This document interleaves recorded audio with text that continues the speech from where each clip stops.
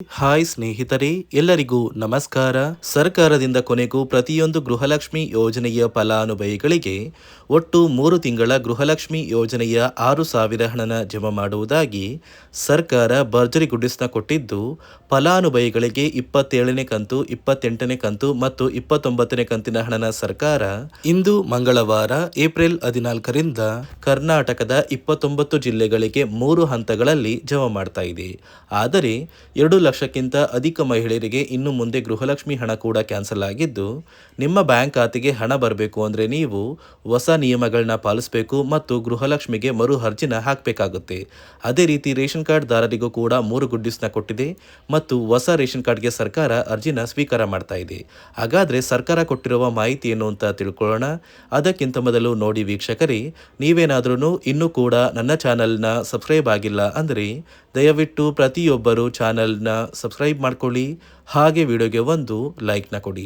ಹೌದು ವೀಕ್ಷಕರೇ, ಸರ್ಕಾರ ಪ್ರತಿಯೊಂದು ಗೃಹಲಕ್ಷ್ಮಿ ಯೋಜನೆಯ ಫಲಾನುಭವಿಗಳಿಗೆ ಭರ್ಜರಿ ಗುಡ್ಡಿಸ್ನ ಕೊಟ್ಟಿದೆ. ಈಗಾಗಲೇ ಸಾಕಷ್ಟು ಫಲಾನುಭವಿಗಳಿಗೆ 3 ತಿಂಗಳ ಗೃಹಲಕ್ಷ್ಮಿ ಯೋಜನೆಯ 6,000 ಹಣ ಜಮಾ ಆಗೋದಕ್ಕೆ ಶುರುವಾಗಿದ್ದು, ನಿಮ್ಮ ಬ್ಯಾಂಕ್ ಖಾತೆಗೂ ಕೂಡ ಸರ್ಕಾರ ಈ 6,000 ಹಣನ ಜಮಾ ಮಾಡ್ತಾ ಇದೆ. ಆದರೆ 2 ಲಕ್ಷಕ್ಕಿಂತ ಅಧಿಕ ಮಹಿಳೆಯರಿಗೆ ಗೃಹಲಕ್ಷ್ಮಿ ಹಣ ಕೂಡ ಕ್ಯಾನ್ಸಲ್ ಆಗಿದ್ದು, ಗೃಹಲಕ್ಷ್ಮಿಗೆ ಹೊಸ ನಿಯಮಗಳನ್ನ ಕೂಡ ಸರ್ಕಾರ ಜಾರಿಗೆ ತಂದಿದೆ. ಯಾರಿಗೆಲ್ಲ ಹಣ ಜಮಾ ಆಗುತ್ತೆ ಮತ್ತು ಕ್ಯಾನ್ಸಲ್ ಆಗಿದೆ ಅಂತ ಕೂಡ ತಿಳಿಸ್ಕೊಡ್ತೀನಿ. ಅದಕ್ಕಿಂತ ಮೊದಲು ನೋಡಿ ವೀಕ್ಷಕರೇ, ಇಂದು ಮಂಗಳವಾರ ಏಪ್ರಿಲ್ 14ರಿಂದ ಕರ್ನಾಟಕದ ಯಾವ ಒಟ್ಟು 29 ಜಿಲ್ಲೆಗಳಿಗೆ 3 ಹಂತಗಳಲ್ಲಿ ಗೃಹಲಕ್ಷ್ಮಿ ಯೋಜನೆಯ 3 ತಿಂಗಳ 6,000 ಹಣ ಬರ್ತಾ ಇದೆ ಅಂದರೆ, ಮೊದಲ ಹಂತದಲ್ಲಿ ಬೆಂಗಳೂರು ನಗರ, ಬೆಂಗಳೂರು ಗ್ರಾಮಾಂತರ, ರಾಮನಗರ, ಚಿಕ್ಕಬಳ್ಳಾಪುರ, ಚಿತ್ರದುರ್ಗ, ದಾವಣಗೆರೆ, ಕೋಲಾರ, ಶಿವಮೊಗ್ಗ ಮತ್ತು ತುಮಕೂರು. ಎರಡನೆಯ ಹಂತದಲ್ಲಿ ಬಾಗಲಕೋಟೆ, ಬೆಳಗಾವಿ, ವಿಜಯಪುರ, ಧಾರವಾಡ, ಗದಗ, ಹಾವೇರಿ, ಉತ್ತರ ಕನ್ನಡ, ಬಳ್ಳಾರಿ, ಬೀದರ್, ಕಲಬುರಗಿ ಮತ್ತು ಕೊಪ್ಪಳ. ಮತ್ತು ಮೂರನೆಯ ಹಂತದಲ್ಲಿ ಚಾಮರಾಜನಗರ, ಚಿಕ್ಕಮಗಳೂರು, ದಕ್ಷಿಣ ಕನ್ನಡ, ಹಾಸನ, ಕೊಡಗು, ಮಂಡ್ಯ, ಮೈಸೂರು, ಉಡುಪಿ, ಯಾದಗಿರಿ, ವಿಜಯನಗರ ಮತ್ತು ರಾಯಚೂರು. ಈ ಜಿಲ್ಲೆಗಳ ಪ್ರತಿಯೊಂದು ಫಲಾನುಭವಿಗಳಿಗೆ ಸರ್ಕಾರ ಒಟ್ಟು ಗೃಹಲಕ್ಷ್ಮಿ ಯೋಜನೆಯ 3 ತಿಂಗಳ 6,000 ಹಣನ ಜಮಾ ಮಾಡಲಿದೆ. ನಿಮ್ಮ ಬ್ಯಾಂಕ್ ಖಾತೆಗೆ ಆದಷ್ಟು ಬೇಗ ಹಣ ಬರುತ್ತೆ. ಇದರಲ್ಲಿ ಸುಮಾರು 2 ಲಕ್ಷಕ್ಕಿಂತ ಅಧಿಕ ಮಹಿಳೆಯರಿಗೆ ಇನ್ನು ಮುಂದೆ ಗೃಹಲಕ್ಷ್ಮಿ ಹಣ ಕೂಡ ಕ್ಯಾನ್ಸಲ್ ಆಗಿದ್ದು, ಯಾವ ಕಾರಣಕ್ಕೆ ಹಣ ಕ್ಯಾನ್ಸಲ್ ಆಗಿದೆ ಅಂದರೆ, ಗೃಹಲಕ್ಷ್ಮಿಯಲ್ಲಿ ಈ 2 ಲಕ್ಷ ಫಲಾನುಭವಿಗಳು ಮರಣ ಹೊಂದಿದ್ದಾರೆ. ಮರಣ ಹೊಂದಿರುವ ಫಲಾನುಭವಿಗಳಿಗೂ ಕೂಡ ಇಲ್ಲಿಯವರೆಗೂ ಸರ್ಕಾರದಿಂದ ಹಣ ಬರ್ತಾ ಇದೆ. ಇದೇ ಕಾರಣಕ್ಕೆ ಇನ್ನು ಮುಂದೆ ಪ್ರತಿ ತಿಂಗಳು ಹಣ ಬರಬೇಕು ಅಂದರೆ ವರ್ಷದ ಕೊನೆಯಲ್ಲಿ ಗೃಹಲಕ್ಷ್ಮಿಗೆ ಮರು ಅರ್ಜಿನ ಹಾಕೋದು ಕಡ್ಡಾಯವಾಗಿದೆ. ಮರು ಅರ್ಜಿ ಯಾರಾಗ್ತಾರೆ ಅವ್ರಿಗೆ ಮಾತ್ರ ಹಣ ಜಮಾ ಆಗೋದು ಅಂತ ಸರ್ಕಾರ ತಿಳಿಸಿದ್ದು, ಈ ಏಪ್ರಿಲ್ ತಿಂಗಳಲ್ಲಿ ಸರ್ಕಾರದಿಂದ ನೇಮಕಗೊಂಡ ಕೆಲವೊಂದು ಅಧಿಕಾರಿಗಳು ನಿಮ್ಮ ಮನೆ ಬಾಗಿಲಿಗೆ ಬಂದು ಪ್ರತಿ ಫಲಾನುಭವಿಗಳ ಒಂದು ದಾಖಲಾತಿಗಳನ್ನ ಎಂಟ್ರಿ ಮಾಡ್ಕೊಂಡು ಹೋಗ್ತಾರೆ. ನಂತರ ಪ್ರತಿಯೊಂದು ಫಲಾನುಭವಿಗಳ ಬ್ಯಾಂಕ್ ಖಾತೆಗೆ ಈ ಗೃಹಲಕ್ಷ್ಮಿ ಯೋಜನೆಯ 3 ತಿಂಗಳ 6,000 ಹಣ ಬರುತ್ತೆ. ಸದ್ಯಕ್ಕೆ ಪ್ರತಿ ಫಲಾನುಭವಿಗಳಿಗೂ ಜಮಾ ಆಗೋದಕ್ಕೆ ಶುರುವಾಗಿದೆ. ಆದಷ್ಟು ಬೇಗ ನಿಮ್ಮ ಬ್ಯಾಂಕ್ ಖಾತೆಗೂ ಕೂಡ ಏಪ್ರಿಲ್ 20ರೊಳಗೆ ಈ 3 ತಿಂಗಳ ಹಣ ಬರುತ್ತೆ. ರೇಷನ್ ಕಾರ್ಡ್ ಹೊಂದಿರುವ ಪ್ರತಿಯೊಂದು ಕಾರ್ಡ್ದಾರರಿಗೂ ಕೂಡ ಸರ್ಕಾರ 3 ಮುಖ್ಯವಾದ ಭರ್ಜರಿ ಗುಡ್ಡಿಸ್ನ ಕೊಟ್ಟಿದ್ದು, ಮೊದಲ ಒಂದು ಗುಡ್ ನ್ಯೂಸ್ ಬಂದು ಸರ್ಕಾರ ಹೊಸ ರೇಷನ್ ಕಾರ್ಡ್ಗೆ ಅರ್ಜಿನ ಸ್ವೀಕಾರ ಮಾಡ್ತಾ ಇದೆ. ನೀವು ಕೂಡ ಹೊಸ ರೇಷನ್ ಕಾರ್ಡ್ನ ಪಡಿಬೇಕು ಅಂದರೆ ಆದಷ್ಟು ಬೇಗ ಅರ್ಜಿನ ಹಾಕಿ. ಅದೇ ರೀತಿ ಎರಡನೆಯ ಒಂದು ಗುಡ್ ನ್ಯೂಸ್ ಬಂದು ನೋಡಿ ವೀಕ್ಷಕರೇ, ನಿಮ್ಮ ಒಂದು ರೇಷನ್ ಕಾರ್ಡ್ಗೆ ಸರ್ಕಾರ ಈ ಏಪ್ರಿಲ್ ತಿಂಗಳಲ್ಲಿ ಫೆಬ್ರವರಿ ಮತ್ತು ಮಾರ್ಚ್ ತಿಂಗಳ ಒಟ್ಟು 2 ತಿಂಗಳ ಇಂದಿರಾ ಕಿಟ್ನ ವಿತರಣೆ ಮಾಡ್ತಾ ಇದೆ. 5 ರೀತಿಯ ಆಹಾರ ಪದಾರ್ಥಗಳು ಇರುವಂತಹ 10 ಆಹಾರ ಪದಾರ್ಥಗಳನ್ನ ಸರ್ಕಾರ ಈ ಏಪ್ರಿಲ್ ತಿಂಗಳಲ್ಲಿ ಪ್ರತಿಯೊಂದು ರೇಷನ್ ಕಾರ್ಡ್ದಾರರಿಗೆ ಕೊಡ್ತಾ ಇದ್ದು, ಪ್ರತಿಯೊಬ್ಬರಿಗೂ ಆದಷ್ಟು ಬೇಗ ಈ ಒಂದು ಸೌಲಭ್ಯ ಸಿಗ್ತಾ ಇದೆ. ಅದೇ ರೀತಿ ಮೂರನೆಯ ಒಂದು ಗುಡ್ ನ್ಯೂಸ್ ಬಂದು, ಇನ್ನು ಮುಂದೆ ನೀವು ಉಚಿತ ಅಕ್ಕಿ ಪಡಿಬೇಕು ಅಂದರೆ ಆ ಒಂದು ಬಯೋಮೆಟ್ರಿಕ್ ಮಷಿನ್ ಮೇಲೆ ಬೆರಳಿಡುವಂತಹ ಅವಶ್ಯಕತೆ ಇಲ್ಲ. ಯಾಕಂದರೆ ಇದೀಗ ಸರ್ಕಾರ ನಿಮ್ಮ ಒಂದು ಬೆರಳು ಆ ಒಂದು ಮಷಿನಲ್ಲಿ ಎಂಟ್ರಿ ಆಗಿಲ್ಲ ಅಂದರೂ ಕೂಡ ಆ ಒಂದು ಅಧಿಕಾರಿಗಳು ಪುಸ್ತಕದಲ್ಲಿ ನಿಮ್ಮ ಒಂದು ಹೆಸರನ್ನ ಬರ್ಕೊಂಡು ನಿಮ್ಮ ಕಾರ್ಡಿಗೆ ಅಕ್ಕಿನ ಕೊಡಬೇಕು ಅಂತ ಸರ್ಕಾರ ಆದೇಶ ಕೊಟ್ಟಿದ್ದು, ಈ 3 ಗುಡ್ ನ್ಯೂಸ್ನ ಪ್ರತಿಯೊಂದು ಫಲಾನುಭವಿಗಳಿಗೆ ಸರ್ಕಾರ ಕೊಡ್ತಾ ಇದೆ. ಇದರ ಜೊತೆಗೆ ನಿಮ್ಮ ಬ್ಯಾಂಕ್ ಖಾತೆಗೆ ಗೃಹಲಕ್ಷ್ಮಿ ಯೋಜನೆಯ ಹಣ ಇನ್ನು ಮುಂದೆ ಬರಬೇಕು ಅಂದರೆ 5 ರೀತಿಯ ಹೊಸ ನಿಯಮಗಳನ್ನ ನೀವು ಪಾಲಿಸಬೇಕು ಅಂತ ಸರ್ಕಾರ ಆದೇಶ ಕೊಟ್ಟಿದೆ. ಅದೇ ರೀತಿ ನೋಡಿ ಸ್ನೇಹಿತರೆ, ಈ ಬಾರಿ ಸುಮಾರು 1 ಲಕ್ಷಕ್ಕಿಂತ ಅಧಿಕ ಫಲಾನುಭವಿಗಳ ಬ್ಯಾಂಕ್ ಖಾತೆಗೆ ಸರ್ಕಾರ ಗೃಹಲಕ್ಷ್ಮಿ ಯೋಜನೆಯ ಹಣನ ಜಮಾ ಮಾಡ್ತಾ ಇಲ್ಲ. ಕಾರಣ ಏನು ಅಂದರೆ ನಿಮ್ಮ ಬ್ಯಾಂಕ್ ಖಾತೆಗೆ ಡೆಬಿಟ್ ಮೂಲಕ ಹಣ ಜಮಾ ಮಾಡುವಂತಹ ಸಂದರ್ಭದಲ್ಲಿ ಸರ್ಕಾರ ಸಾಕಷ್ಟು ಫಲಾನುಭವಿಗಳ ಒಂದು ಬ್ಯಾಂಕ್ ಖಾತೆಗೆ ಹಣ ಜಮಾ ಮಾಡೋದನ್ನು ಕ್ಯಾನ್ಸಲ್ ಮಾಡಿದೆ.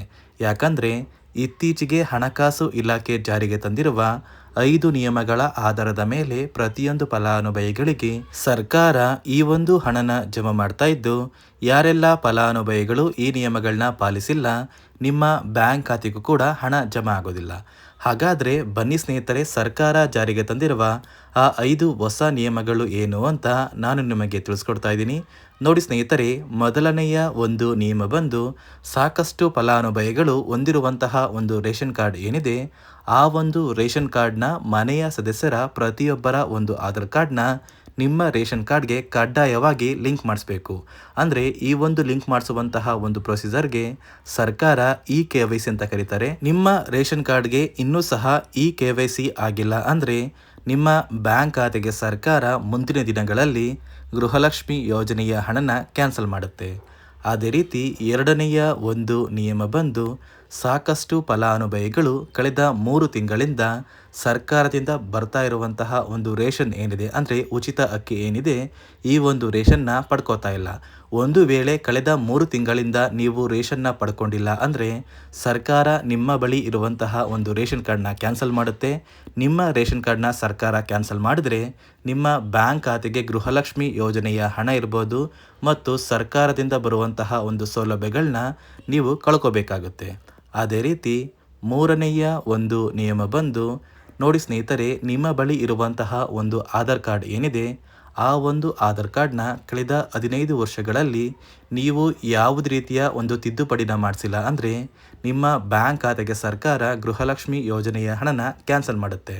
ಯಾಕಂದರೆ ಸರ್ಕಾರದಿಂದ ಬಂದಿರುವಂತಹ ಒಂದು ಆದೇಶದ ಪ್ರಕಾರ ಪ್ರತಿಯೊಂದು ಫಲಾನುಭವಿಗಳು ಕಳೆದ 15 ವರ್ಷಗಳಲ್ಲಿ ಯಾವುದೇ ರೀತಿಯ ಒಂದು ತಿದ್ದುಪಡಿನ ನಿಮ್ಮ ಆಧಾರ್ ಕಾರ್ಡ್ಗೆ ನೀವು ಮಾಡಿಸಿಲ್ಲ ಅಂದರೆ ಕಡ್ಡಾಯವಾಗಿ ಆದಷ್ಟು ಬೇಗ ನಿಮ್ಮ ಆಧಾರ್ ಕಾರ್ಡ್ಗೆ ತಿದ್ದುಪಡಿನ ಮಾಡಿಸಿ. ಅದೇ ರೀತಿ ನಾಲ್ಕನೆಯ ಒಂದು ನಿಯಮ ಬಂದು ನಿಮ್ಮ ಕುಟುಂಬದ ಒಂದು ವಾರ್ಷಿಕ ಆದಾಯ 7 ಲಕ್ಷಕ್ಕಿಂತ ಕಡಿಮೆ ಇರಬೇಕು. ಒಂದು ವೇಳೆ ನಿಮ್ಮ ಕುಟುಂಬದ ವಾರ್ಷಿಕ ಆದಾಯ 7 ಲಕ್ಷಕ್ಕಿಂತ ಜಾಸ್ತಿ ಇದ್ದರೆ ನಿಮ್ಮ ಬ್ಯಾಂಕ್ ಖಾತೆಗೆ ಸರ್ಕಾರ ಗೃಹಲಕ್ಷ್ಮಿ ಯೋಜನೆಯ ಹಣನ ಕ್ಯಾನ್ಸಲ್ ಮಾಡುತ್ತೆ. ಅದೇ ರೀತಿ ಐದನೆಯ ಒಂದು ನಿಯಮ ಬಂದು ನಿಮ್ಮ ಕುಟುಂಬದ ಸದಸ್ಯರು ಅಥವಾ ಗೃಹಲಕ್ಷ್ಮಿ ಯೋಜನೆಯ ಫಲಾನುಭವಿಗಳು ಯಾರು ಕೂಡ ಸರ್ಕಾರಿ ನೌಕರರಾಗಿ ಕಾರ್ಯನಿರ್ವಹಿಸ್ತಾ ಇರಬಾರ್ದು. ಒಂದು ವೇಳೆ ನಿಮ್ಮ ಕುಟುಂಬದಲ್ಲಿ ಯಾರೇ ಆಗಿದ್ರೂ ಸರ್ಕಾರಿ ನೌಕರರಾಗಿ ಕಾರ್ಯನಿರ್ವಹಿಸ್ತಾ ಇದ್ದರೆ ನಿಮ್ಮ ಬ್ಯಾಂಕ್ ಖಾತೆಗೆ ಗೃಹಲಕ್ಷ್ಮಿ ಯೋಜನೆಯ ಹಣ ಕ್ಯಾನ್ಸಲ್ ಆಗುತ್ತೆ.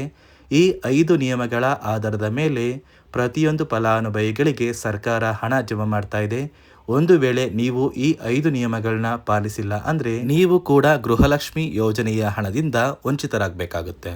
ನೋಡಿ ವೀಕ್ಷಕರೇ, ಇಂದು ಮಂಗಳವಾರ ಏಪ್ರಿಲ್ 14ರಂದು ಕರ್ನಾಟಕದ ಒಟ್ಟು 28 ಜಿಲ್ಲೆಗಳಿಗೆ ಸರ್ಕಾರ 3 ತಿಂಗಳ ಗೃಹಲಕ್ಷ್ಮಿ ಯೋಜನೆಯ 6,000 ಹಣ ಜಮಾ ಮಾಡ್ತಾ ಇದೆ. ನಿಮ್ಮ ಬ್ಯಾಂಕ್ ಖಾತೆಗೂ ಕೂಡ ಆದಷ್ಟು ಬೇಗ ಈ ಗೃಹಲಕ್ಷ್ಮಿ ಹಣ ಬರುತ್ತೆ. ಅದೇ ರೀತಿ ರೇಷನ್ ಕಾರ್ಡ್ದಾರರಿಗೂ ಕೂಡ ಸರ್ಕಾರ ಭರ್ಜರಿ ಗುಡ್ಡಿಸ್ನ ಕೊಟ್ಟಿದ್ದು ಪ್ರತಿ ಫಲಾನುಭವಿಗಳಿಗೆ ಪ್ರತಿ ಸೌಲಭ್ಯಗಳು ಸಿಗುತ್ತೆ ಅಂತ ಹೇಳ್ತಾ, ಇದಿಷ್ಟು ಸರ್ಕಾರದಿಂದ ಬಂದಿರುವ ಹೊಸ ಮಾಹಿತಿಯಾಗಿದೆ. ನಾನು ಕೊಟ್ಟಿರುವ ಮಾಹಿತಿ ನಿಮಗೆ ಇಷ್ಟ ಆಗಿದ್ದಲ್ಲಿ ದಯವಿಟ್ಟು ಪ್ರತಿಯೊಬ್ಬರು ನನ್ನ ಚಾನಲ್ನ ಸಬ್ಸ್ಕ್ರೈಬ್ ಮಾಡ್ಕೊಳ್ಳಿ, ಹಾಗೆ ವಿಡಿಯೋಗೆ ಒಂದು ಲೈಕ್ನ ಕೊಡಿ.